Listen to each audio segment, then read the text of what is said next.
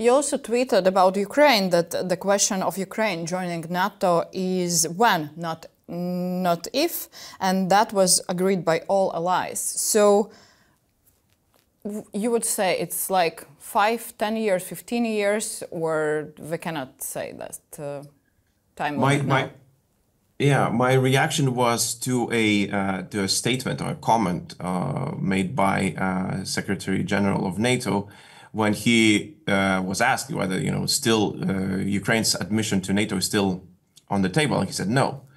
And I thought that it's important to react because even I sat at the meetings where all the leaders of the NATO countries agreed that this is the question of just how it will happen rather than if. And now suddenly, it all changes. So, I've always been of the opinion that the real security guarantee is NATO. And now it even, it goes both ways. That meaning that Ukraine accepted into NATO is also more security for us. Not just for Ukraine, because we always have been thinking that, oh, it would be difficult for us to defend Ukraine. But now I want Ukraine on our side.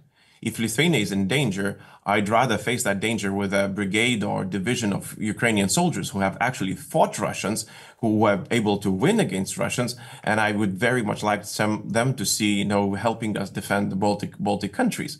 So there is an added element to how much we need Ukraine in NATO. But not all NATO countries now agree to this statement, would you say? Well, I mean, it clearly is a question of United States position, but it has to be debated in NATO summit, right? So that means that there have been documents adopted, and we would need to adopt a new one. If the situation is already different, if the countries do not agree, if a certain country does not agree that Ukraine should become a member of NATO, then we all meet, we all talk, and then we figure out a new document. Until that hasn't happened, the NATO doctrine stands.